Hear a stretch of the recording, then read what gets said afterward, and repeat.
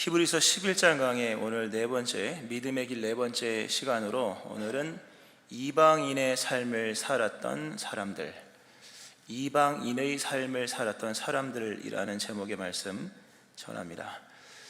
믿음의 길을 갔던 사람들의 그 짤막한 그러나 특징적인 이야기들을 쭉 전개해 나가는 히브리서 11장을 우리가 보고 있는데요, 우리가 지난 시간에 노아를 봤고 오늘 아브라함, 이삭, 야곱, 그리고 다음 주에는 사라 이렇게 연결되는데요, 노아는 그 하나님의 큰 심판에서 건진받은 믿음의 사람으로서 그 엄청난 재앙, 심판에서 건진받은 그 놀라운 이야기가 나오고, 또 사라의 이야기, 다음 주 이야기는 임신할 수 없는 여인이 임신을 하게 되어 아들을 낳는 그 기적 같은 이야기가 나오면서 참 대단한, 이런 게 믿음이구나, 이렇게 전개가 되는데요, 근데 본문의 말씀은 노아처럼 그렇게 큰 위기에서 건진받은 이야기도 아니고, 또는 사라처럼 기적이 일어나서 문제가 해결되는 그런 특별한 이야기가 아니라 아주 평범한 이야기로서 믿음이 전개가 된다는 것이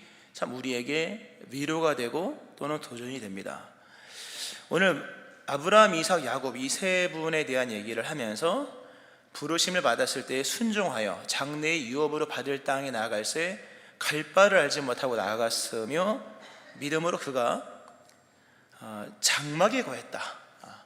장막 생활, 이방의 땅에 있는 것 같이 약속의 땅에 거류하여, 즉 이방인처럼 그 땅을 살면서 장막 생활을 했다. 이 관점이 중요합니다. 사실 아브라함, 이삭, 야곱은요, 창세기 12장부터 창세기 49장까지 총 38장의 분량으로 아주 빼곡한 이야기들이 나옵니다. 거기에는 놀라운 이야기들도 많이 나오거든요. 아브라함이 318명의 자기 군인들을 데리고 조카 롯을 구출해 내온 위대한 승리도 나오고, 그리고 이삭 같은 경우에는 그랄 지역에서 100배나 얻은 그 풍요의 이야기도 나오고, 또 야곱의 이야기는 기나긴 인생 속에서 여러 이야기가 나오고, 또 베델 사건, 약복강 사건, 또는 그 목장이 잘 되는 그런 풍요한 일들로 그들의 믿음을 이야기할 수도 있는데, 그런 기적적인 또는 위대한 승리나 풍요로운 이야기로 이분들의 믿음을 얘기하지 아니하고 장막 생활을 한 것을 가지고 얘기했다 하는 겁니다. 장막 생활이 별겁니까? 텐트 치고 사는 게 장막 생활인데, 아주 평범한 이야기, 그냥 일상의 이야기. 근데 이것을, 이 평범한 일을 통해 믿음의 위대한 삶을 전개시켜 나가고 있다, 얘기하고 있다는 부분이 우리에게 새로운 관점을 제시하는 거죠. 우리는 믿음을 얘기하면 노아처럼 어떤 결정적인 순간에 슈퍼맨처럼 일을 한다거나, 또는 기적을 일으켜서 어떤 문제를 풀어간다거나, 아니면 위대한 또는 풍요한 하여튼 평범치 않은 그 비범한 어떤 걸 통해서 하나님의 계심, 살아계심을 나타내는 것이 믿음이라고 말을 하고 있지만, 본문은 전혀 그런 이야기를 다루지 않은 채 그렇게 많은 일들이 일어난 그 아브라함, 이삭, 야곱의 이 세 분들의 이야기에서 그런 걸 다 빼고 텐트 치고 살아갔던 이 삶의 양식과 삶의 모습을, 이게 믿음이다 라고 얘기를 한다고 하는 거죠. 그러니까 우리가 참 믿음에 관한 관점을 다시 가져야 되게 만드는 갖게 만드는 본문이다 라고 하는 거죠. 하나님은 우리가 생각하는 것과 다른 것을 보면서 우리의 믿음을 체크하실 수 있다는 것을 아셔야 됩니다. 우리가 이렇게 예배를 드리고 다 중요하죠. 그러나 하나님은 그 하나님만의 관점 속에서 정말 우리는 잘 모르는, 그러나 믿음의 근본을 다룰 수 있는, 잘 놓치고 있는 부분들을 가지고 우리의 믿음을 보신다라고 하는 거죠. 자, 일단 아브라함, 이삭, 야곱이 천막 생활을 합니다. 천막이 얼마나 컸는지는 모르겠습니다만 어쨌든 기둥을 세워서 천을 두르면 천막이고, 가죽을 두르면 장막이 되고, 풀을 두르면 초막이 되는 그러한 장막 생활을 하는 그러한 삶을 살았습니다. 그것도 아브라함, 이삭, 야곱 꽤나 긴 시간 동안. 이게 믿음이라고 하시는데, 이들이 왜 장막 생활을 했을까? 돈이 없었기 때문일까? 당연히 아니죠. 아브라함, 이삭, 야곱은 돈이 얼마나 많습니까? 전리품도 많이 취할 수 있었을 뻔했고, 이삭은 풍요 100배를 얻었잖아요. 뿌린 것을 그 땅에서 100배를 얻었다. 야곱은 뭐 새끼만 나면 다 얼룩배기 나가지고 마침내 거부가 되었다, 뭐 이런 돈이 없는 사람들이 아니었다는 거죠. 또는 사회가 부조리하기 때문에, 우리가 사회의 부조리의 문제, 개인의 소망, 비전 또는 뭐 욕구와 어떤 상반되는 세상의 흘러감 속에서 결국 나의 욕구는 무참히 짓밟히고 나의 계획은 무너지면서 결국 나는 세상이 제시해주는 떡만큼만 먹을 수 있는 그런 부조리, 부조리잖아요, 소위 말해서. 그런 부조리의 모습 속에서 이분들이 이렇게 힘들게 부조리한 삶에서 천막치고 살았나 보다, 뭐 그렇게 얘기할 수도 있겠지만 그것도 아니라고 하는 거죠. 아니면 텃세가 심하니까 아브라함의 고향이 갈대아 우르, 바벨론, 뭐 이란이라 그 지역에 사는데 하나님의 부르심으로 인해서 살아갔거든요. 그러면서 이제 결국 남의 땅, 다른 사람의 지역에 가서 삶을 살면서 텃세가 심한 그 가나안 부족들에 의해서 결국 땅 한 평 얻지 못하고 맨날 천막 생활을 했다, 뭐 이렇게 얘기가 될 수도 있겠지만 그것도 아니었거든요. 아브라함, 이삭, 야곱은 이따 말씀을 드리겠습니다만 그 당시에 유지들과 더불어서 좋은 인맥을 유지했고, 더 나아가서 왕들과 더불어, 아브라함, 이삭, 야곱의 이야기는 다 왕들과 더불어서 이야기가 전개가 됩니다. 뭐 바로 왕, 블레셋, 아비멜렉 이런 분들하고 이제 얘기가 전개되거든요. 그러니까 부조리의 문제도 아니고 텃세의 문제도 아니었다. 근데 왜 장막생활을 했을까? 사실 그러므로 믿음이라는 거죠, 이게. 왜냐하면 말씀을 드리겠습니다만, 만약 텃세 때문이었다면 뭐 그럴 수도 있는 거고, 돈이 없어 그렇다면 그럴 수도 있는 거고, 또는 뭐 환경이 그래서 뭐 그럴 수도 있는 거지만, 그런 문제가 아닌 이들이 장막 생활을 했던 것은 전적인 본인들의 선택이었다는 거예요. 그러니까 환경이 만들어가는 환경 속에서의 운명적인 결론으로 인해서 천막치고 살아야지, 또는 뭐 자신의 능력 부족으로 인해서 뭐 어쩔 수 없으니까 운명으로 받아들이면서 천막 생활을 해야지, 이렇게 했다면 좀 얘기가 달라졌겠으나, 그런 일로 인하여서 장막 생활을 한 것이 아니라 소망이 달랐기 때문에 장막 생활을 했다. 비전이 달랐다는 거죠. 보이는 것들이 달랐다. 그들의 눈에 보이는 것들이 달랐다. 오늘 분명히 말씀하기를 아브라함, 이삭, 야곱 더불어 장막에 거하였으니 이는 그가 하나님이 계획하시고 지으실 터가 있는 성을 바랐습니다. 왜 장막 생활을 했느냐?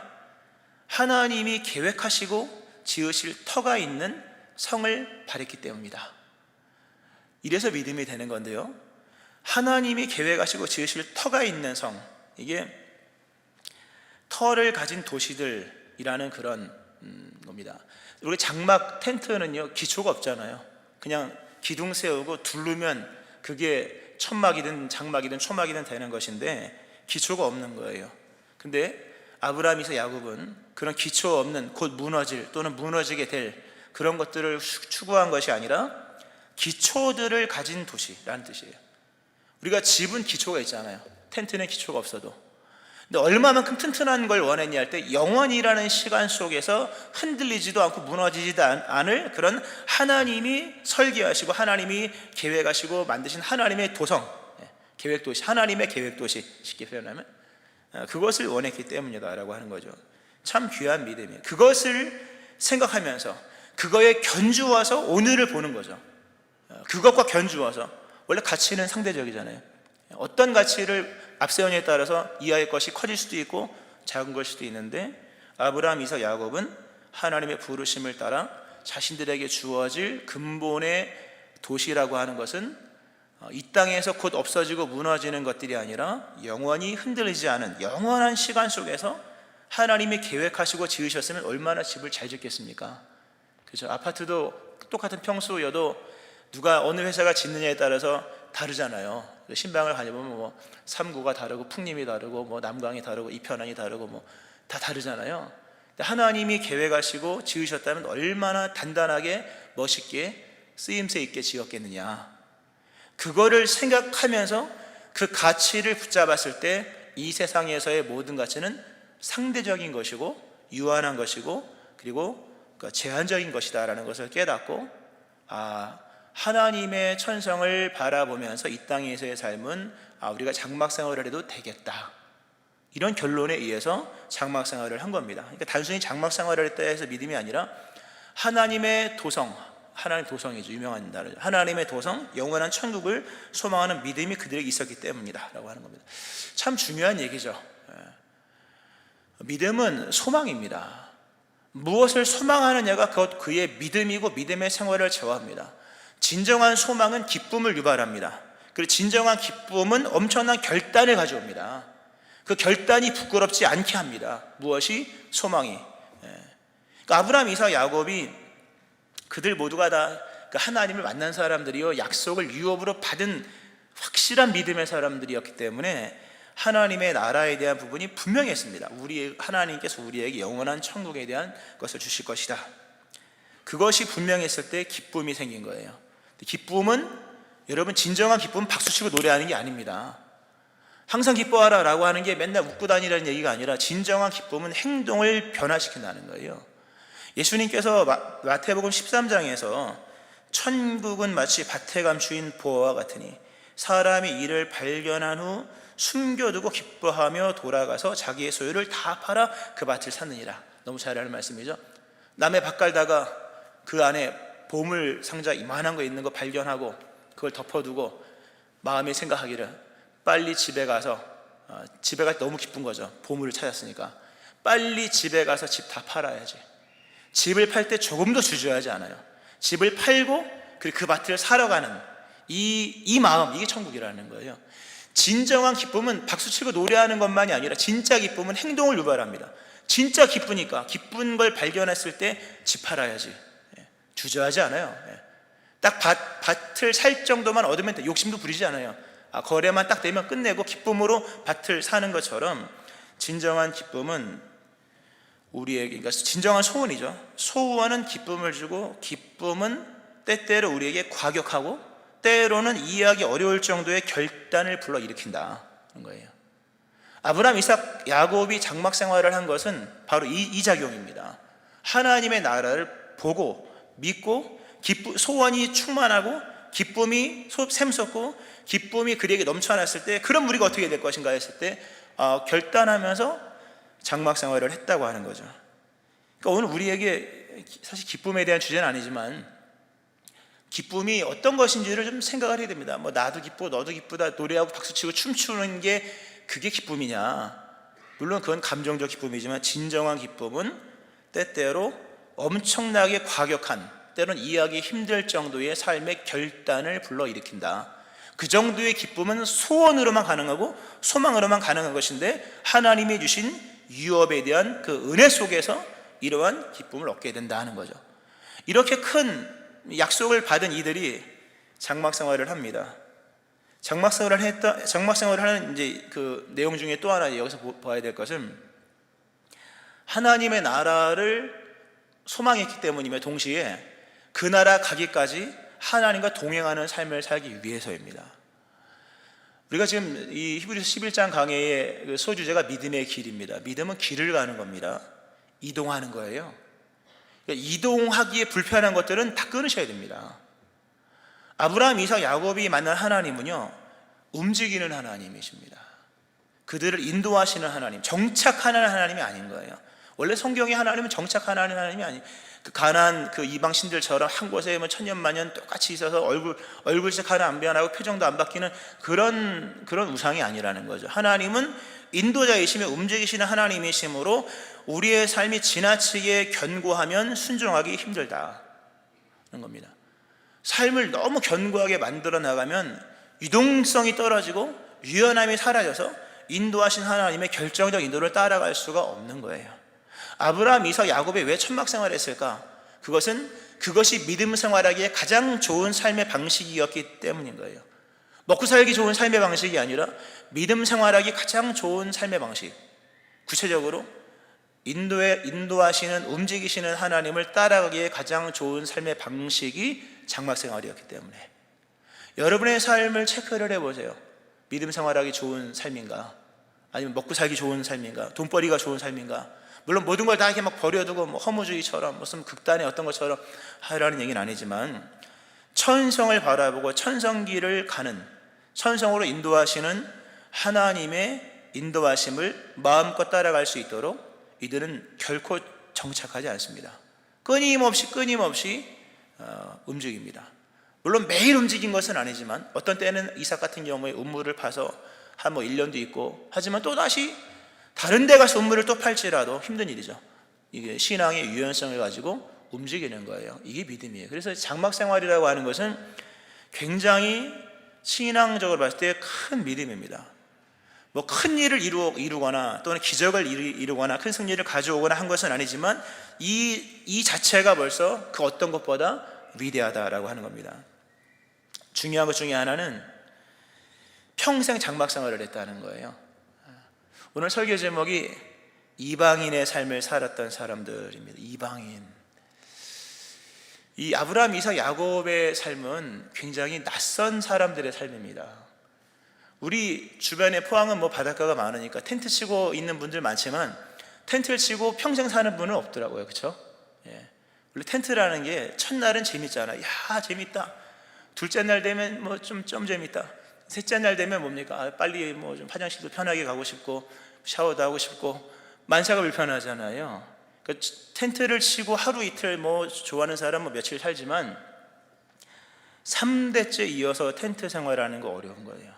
그러니까 이들의 삶은 굉장히 낯선 이방인의 삶이었고, 그러므로 주변에서 동화시키려고 하는 수많은 움직임도 있었을 것이며, 그리고 위협하는 사람들도 있었을 것입니다. 우리와 같은 생활을 합시다, 우리와 같이 거주지를 정하고 삶을 삽시다 라고 얘기를 했을 텐데, 아브라함, 이삭, 야곱은요 스스로를 부조화시킵니다. 대단한 믿음이죠. 돈이 없어서 천막 생활한 것이 아닙니다. 어떤 땅이 없었기 때문에 천막 생활한 것이 아니라 스스로 부조화시켰다. 무엇을 위해서? 하나님의 뜻을 따르기 위해서. 사실 아브라함, 이삭, 야곱의 그 인생을 이야기를 보면요, 이분들이 살았던 삶의 환경이 몽골 사람들처럼 초원 이런 데서 사는 삶이 아니었거든요. 산, 계곡, 초원, 이렇게 이런 데 있지 않습니까? 몽골 배경같이 그런 데서 천막 치고 사는 것이 아니라 아브라함, 이삭, 야곱의 삶 속에, 그 성경에 나와 있는 이야기 속에 등장하는 그 관계적인 그 대상들, 그들의 아브라함, 이삭, 야곱의 이웃들은 말씀드린 것처럼 바로 왕, 아비멜렉 같은 유지들입니다. 장관들, 그리고 그 시대의 리더들, 그 시대에 성공했던 사람들, 특별히 왕과 더불어서 진행되는 장면들이 여러 군데 나옵니다. 아브라함, 바로 왕 얘기 나오잖아요. 아비멜렉 나오고, 이삭도 아비멜렉 왕이거든요. 왕이 이야기가 나오잖아요. 그리고 야곱도 그 바로 왕이 이야기가 나오지 않습니까? 그러니까 아브라함, 이삭, 야곱의 인생은 그 당시의 정착 문화의 정점이고, 그리고 성을 축성하여서 쌓는 가장 현대적이고 가장 견고한 삶을 살았던 왕들과 같이 진행되는 이야기였다는 게 중요한 거예요. 그러니까 만약에 우리가 이거를, 만약에 이제 카메라 좋아하시는 분들 카메라 앵글로 잡는다고 했을 때 조화가 있어야 되는 거 아니겠습니까? 도시 장면인데 만약에 농사꾼의 복장으로 가면 안 맞는 거잖아요. 그러니까 전체적인 조화를 이루려면 도시는 도시 컨셉으로 가서 아브라함도 양복 입고 나와야 되고 이런 거 자동차 타고 나와야 되고 하는 것인데, 성경을 읽어보면 장면은 분명히 도시예요. 왜? 왕들이니까. 분명히 큰 도성 안에서 일어난 일인데, 아브라함은 장막 생활을 하고 있는, 그 옆에 장막 생활을 하고 있고, 옷은 어떤 옷을 입었는지 모르지만 장막에서 양복 입고 다녔겠습니까? 장막에서 명품 차고 다녔겠습니까? 그러니까 아브라함이 주로 상대했던 그 아브라함의 옆에 이웃들은 다 도성에 사는 사람들이요, 왕들이요. 반면에 아브라함은 장막 생활이요, 그런 생활인 거예요. 이 앵글 자체가, 카메라 앵글 속에서 뭐가 굉장히 안 맞는 거죠. 제가 만약에 그냥 세상적 감동이었으면, 아브라함 옷 갈아입고 오세요, 이랬을 거예요. 옷 갈아입고 머리 좀 하고 오세요. 그 장화 신고는 못 들어옵니다. 이랬을 건데, 그렇게 하지 않았다는 거죠.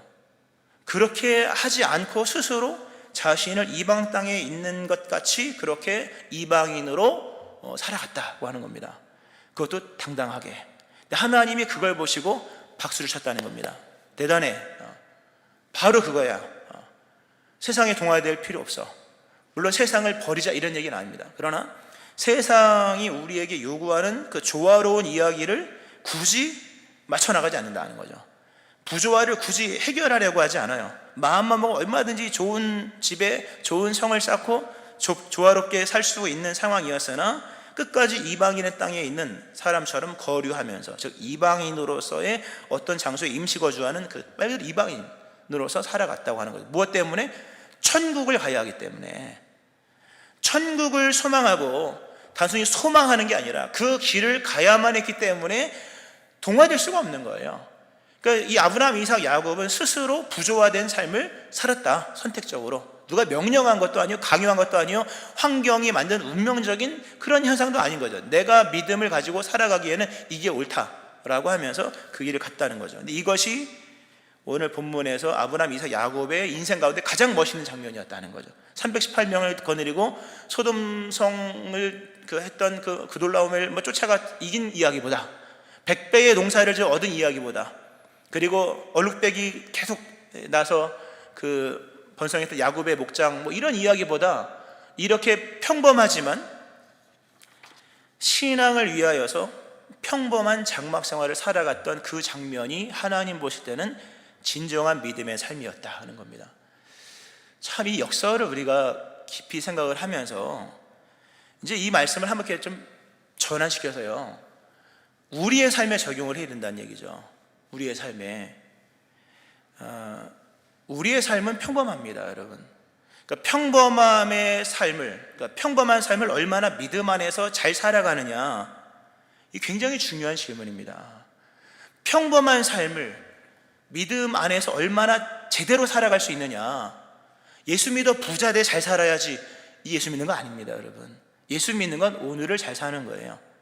오늘 잘 돼서 내일 아브라함, 이삭, 야곱이 오늘은 장막이었는데 다음 장 넘겼더니 이제는 초가집을 짓고, 그 다음 장 넘겼더니 기와집을 짓고, 그 다음 넘겼더니 큰 저택을 짓고, 나중에는 큰 성벽을 짓고 살더라, 이런 얘기가 아니라는 거죠.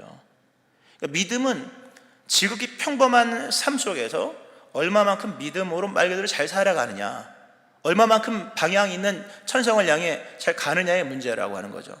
특별히 부조화된 세계 속에서, 또는 부조리한 세계 속에서.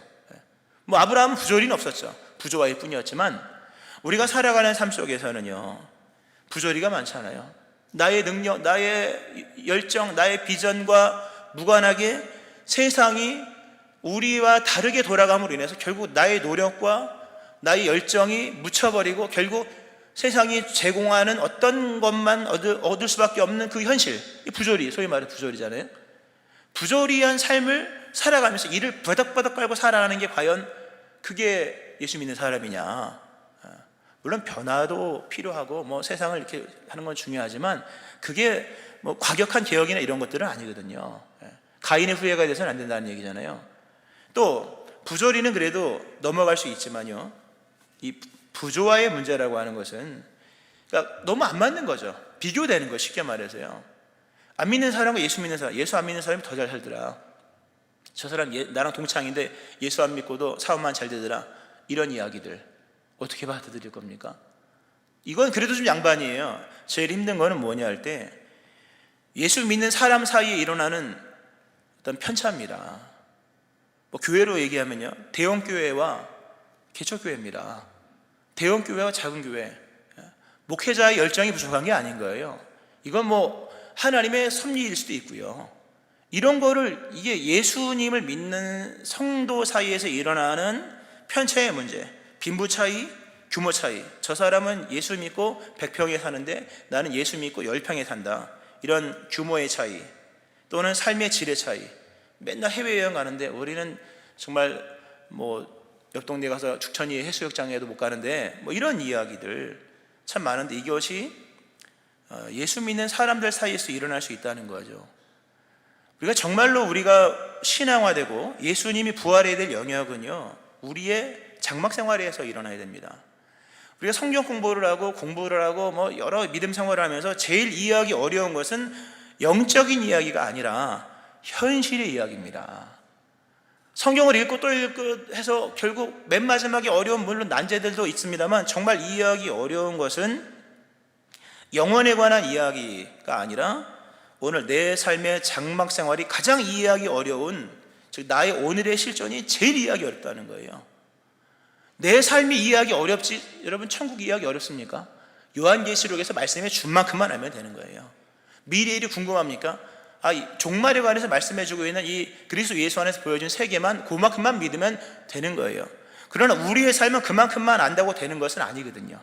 그러니까 우리의 삶의 오늘의 삶, 오늘의 장막 생활, 더 나아가서 오늘의 부조리, 심지어 예수 믿는 사람들 사이에서 있는 저 사람은 예수 믿어 이만큼이다, 예수 믿고 이만큼이, 이런 부조화의 문제에 대해서 어떻게 이 문제를 해결할 수 있느냐, 이거 단언하건대 이거 해결하고 사는 분들이 진짜 믿음의 사람입니다. 뭐 환경을 바꿨다 이런 얘기가 아닌 거예요.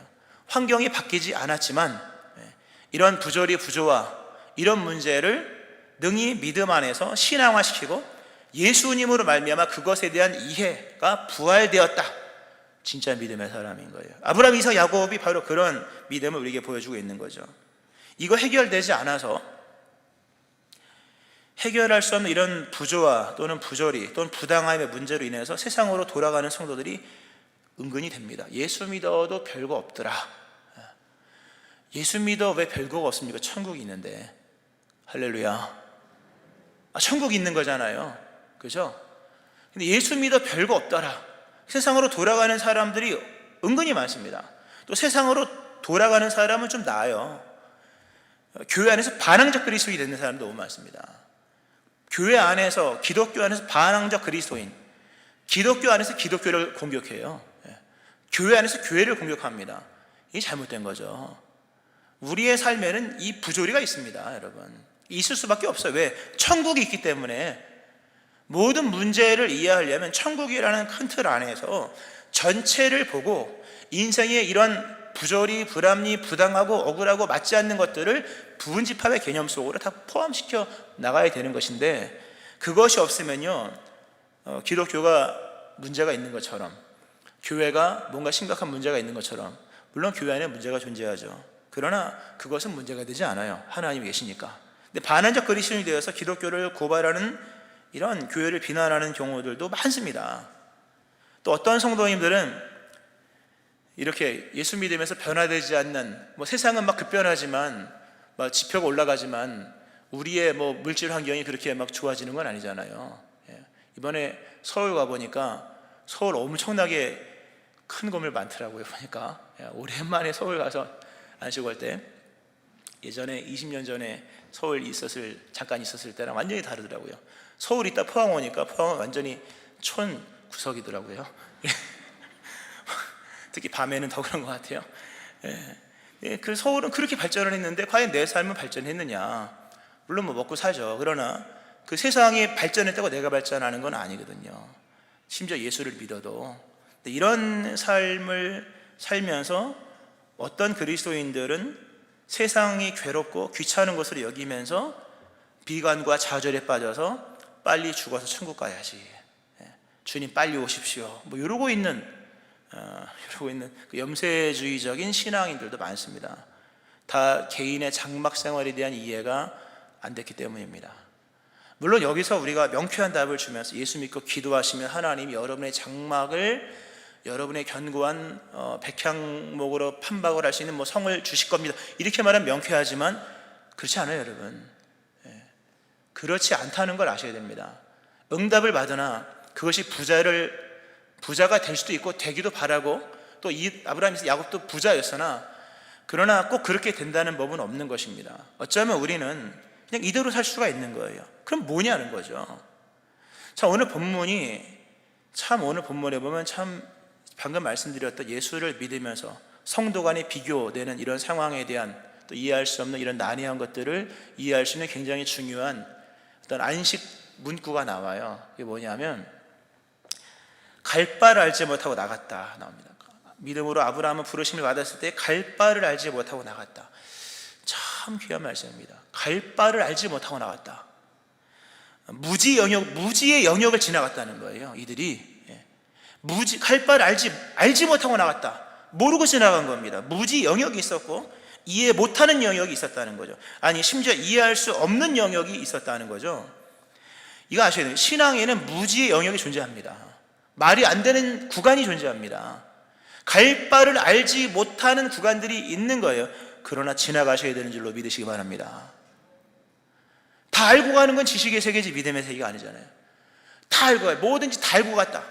그건 지식의 세계지 믿음의 세계가 아니잖아요. 믿음은 때로는 모르고예요. 때로는 이해가 안 되고 편차가 극복이 안 되고 갈 바를 알지 못하여 어디로 갈지 몰라서 그냥 텐트에 살았던 아브라함, 이삭, 야곱처럼 모든 게 다 100% 이해되지 않는 하나님의 세계, 무지의 세계도 있다는 거죠. 그러나 분명한 것 한 가지는 있다. 갈 바를 알지 못하지만 결론은 안다. 하나님이 계획하시고 지으실 터가 있는 그 성은 바로 우리의 것이다. 이 하나님의 나라, 천국 또는 하나님의 도성이라고 하는 것을 믿는 믿음 안에서 오늘 알지 못하고 오늘 풀어지지 않는 부조리 또는 부조화 또는 부당함 또는 나의 변변치 않은 장막 생활에 대한 이해가 있어야 되는 거예요. 할렐루야. 왜 이들이 장막 생활을 했을까? 하나님이 계획하신 그 하나님의 그 나라를 소망했기 때문에 그 하나로 모든 것을 이해했다 하는 겁니다. 알지 못하는 세계마저도. 말씀을 맺으면서요, 오늘 히브리서 11장 오늘 보고 있는데 오늘부터 이제 이어지는 내용들이 쭉 보면 본향 또는 하나님의 계획하시고 지으실 터가 있는 성, 뭐 이런 개념이 나옵니다. 그러니까 천국이 나오는 거죠. 이 본문, 아마 이 본문을 가지고 썼을 것으로 예상이 되는데요, 그 어거스틴이라는 그 기독교의 위대한 그 성자라고 하죠. 뭐 교부라고 하기도 하고, 아우구스티누스죠. 다른 말 라틴으로 하면 어거스틴 또는 아우구스티누스가 쓴 하나님의 도성이라는 책이 있습니다. 아주 이렇게 두꺼운 책인데요, 뭐 그렇게 어렵진 않아요. 읽으면 두꺼워서 어렵지 읽으면 읽은 책인데요, 하나님의 도성이라는 책을 썼는데 왜 썼는가 할 때, 로마가 기독교 국가로 공인되고 난 이후에 약 한 100여 년이 지난 이후에 한 410년쯤에 북방에 있는 고트족이라는 그 야만 족속이 알라릭이라고 하는 그 장군의 어떤 그 주도하에 로마를 공격을 합니다. 근데 신성 로마 제국이 하나님의 나라잖아요. 이미 하나님의 나라 선포했는데 하나님의 나라라고 일컫는 로마가 북방의 야만족 고트족에 의해서 뭐 망하진 않았으나 완전히 무참히 짓밟히면서 아주 명예가 땅에 떨어지는 그런 경험을 합니다. 그때 모두가 흔들렸어요.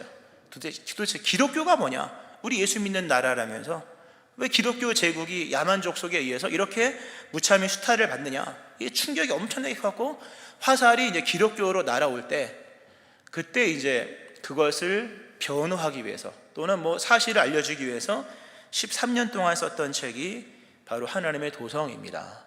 근데 로마가 여러 족속에 의해서 이제 많은 공격을 받았잖아요. 이 어거스틴 이제 그 노년에 430년쯤 됐을 때 반달족의 침입에 의해서 또 뭐 그런 이제 여러 사건 속에서 다 이어지는 내용인데요. 그 책을 보면은 어거스틴이 성경을 이렇게 좀 관통하는 얘기를 하는데요, 어떤 점으로 관통을 하냐, 굉장히 공감되는 관점인데요, 도성적 개념으로서, 그러니까 성이죠, 성체, 도성적 개념으로서 성경을 관통을 합니다. 하면서 이 세상에는 두 부류의 사람이 있다. 하나는 지상에다 성을 구축하는 사람들, 가인의 이야기죠. 가인은 그의 이야기는 성을 쌓는, 지상에다 성을, 견고한 성을 쌓고 노래 부르는 사람이잖아요. 거기서요, 지상에 성을 쌓고 살아가는 사람들이 있는가 하면, 반면에 아벨과 에노스로 이어지는 하나님을 경외하는 사람들의 이야기, 그들은 지상에다 성을 쌓는 것이 아니라 하나님이 계획하시고 예비하신 그 하나님의 도성을 바라보면서 살아가는 사람들. 아브라함, 아담, 에노스, 셋으로 이어지는 아브라함까지 연결되는, 성을 쌓는 사람들이 아니라 단을 쌓는 사람들이다. 단을 쌓는 사람들, 그러니까 하나님의 도성을 바라보고 사는 사람들. 그래서 뭘 얘기하냐면 이 땅에 있는 성들은 다 무너지는 것들이다. 로마조차도 다 무너지는, 유한한 것이고 제한적인 것이고 그 한계성이 있는 것이다. 또 상대적인 것이고, 지상의 나라들은 불완전하다, 한시적이다. 그리고 이 상대적인 것이다. 영원한 하나님의 도성, 그것만이 진정한 행복이라는 결론을 내리면서 거기서 이런 얘기로 이제 끝을 냅니다. 제가 한번 읽어드려볼게요. 맨 마지막 장에 나오는 건데요, 그날의 끝은 저녁이 아니라 영원한 날일 것이다. 그때에 우리는 쉬면서 보면서 사랑하면서 찬양할 것이다. 끝없는 끝에 있을 일을 보라. 끝없는 나라에 도달하는 것 이외에 무엇이 우리의 끝이며 목표인가? 내가 한 말이 알맞고 충분하다고 생각하는 사람들은 나와 함께 하나님께 감사하라. 아멘, 아멘. 이렇게 납니다. 멋있죠? 진정으로 우리가 바라야 될 성은요, 이 땅의 도성이 아닙니다. 무너지지 않은 하나님이 계획하시고 지으시는 영원한 도성, 그것만이 진정한 목표이며 그것만이 진정한 행복입니다. 여기에 아멘하지 못한다면 무엇으로 우리의 장막 생활의 위로가 되겠습니까? 하나님의 주권 속에 있는 그 어떤 물질의 풍요나 이런 부분들을 우리가 뭐 달라고 물론 주시겠지만 그 어른들도 되겠습니까? 상대적인 것인데. 그것도 오늘날의 성도들의 심각한 문제는 큰 틀에서 세상과 같아지라고 하는 데 있다는 것이 있습니다. 예수 믿어 이 세상에 지상의 도성을 쌓아가려고 하는 사람들, 전혀 이방인같이 살지 않으려는 사람들에 있어서 그게 오늘날의 우리의 신앙의 가장 큰 문제입니다. 예수 믿는 사람은 이방인입니다. 우리의 시민권은 하늘에 있습니다. 우리가 가야 할 곳은 천국입니다. 그러므로 이방인처럼 될 수밖에 없는 것이, 우리는 스스로 세상에 있어서 나름의 어떤 부조화가 생길 수밖에 없는 삶을 살 수밖에 없는 겁니다. 아브라함의 이야기가 왕들의 틈바구니에서 진행이 되거든요. 대체 그렇게 되는지 모르겠어요. 왕들의 틈바구니에서 아브라함의 이야기가 진행되는데 주인공은 아브라함이었다. 우리가 사는 인생이 그 누구 어떤 큰 이야기 언저리 속에 틈바구니에 속해 있는 이야기일지라도 천성을 향해 가는 삶이라면, 땅에 집을 짓고 성을 짓고 살아가는 바로나 아비멜렉보다 천성을 향해 나아가면서 하나님을 따라가기 위하여 장막 생활을 하는 우리가 더 멋있고 아름다운 삶이라는 겁니다. 그리고 이것이 하나님이 원하시는 믿음의 삶이라고 하는 겁니다. 말씀 맺으면서요, 그런 말이 있습니다. 사랑하면 할수록 부조리는 더 견고해진다. 사랑하면 할수록 부조리는 더 견고해진다. 자식이 왼수라 그러잖아요. 자식을 사랑하면 사랑할수록 왼수가 됩니다. 딴 사랑할 수가 없잖아요. 믿음도 믿음 생활을 하면 할수록 뭔가 부조리는 더 견고해집니다. 그때 무엇으로 이기겠습니까? 예수님이 그 말씀하십니다. 너희는 마음에 근심하지 말라. 하나님을 믿으니 또 나를 믿으라. 내 아버지 집에 거할 것이 많도다. 그렇지 않으면 너희에게 일렀으리라. 내가 너희를 위하여 거처를 예비하러 가노니 가서 너희를 위하여 거처를 예비하면 내가 다시 와서 너희를 내게로 영접하여 나 있는 곳에 너희도 있게 하리라. 진정한 소망은 땅에 있는 것이 아니라 우리를 위해서 예비하신 천국이라고 하는 겁니다. 히브리서 오늘 11장인데 13장에 가면요, 이런 말씀이 있습니다. 제가 읽어드리고 마치는데요. 그러므로 예수도 자기의 피로서 백성을 거룩하게 하려고 성문 밖에서 고난을 받으셨으니, 즉 도성을 떠나 성 밖으로 가셨으니 그런즉 우리도 그의 치욕을 짊어지고 십자가를 짊어지고 영문 밖으로 나가자. 지상의 도성 밖으로 나가자. 우리가 여기에는 영구한 도성이 없으므로 장차 올 것을 찾나니, 여기에는 영구한 도성이 없으므로 장차 올 것을 찾나니, 그러므로 우리는 예수로 말미암아 항상 찬송의 제사를 하나님께 드리자. 이는 그 이름을 증언하는 입술의 열매니라. 이게 진짜 믿음이라는 거예요. 이 세상은 영원한 도성이 없다는 것을 믿으면서 예수님처럼 영문 밖으로 나가 지상의 도성을 추구하는 것이 아니라 천성을 향해 나가는 이 믿음이 여러분 가운데 일어나기를 주의 이름으로 축원합니다. 아멘. 기도하겠습니다.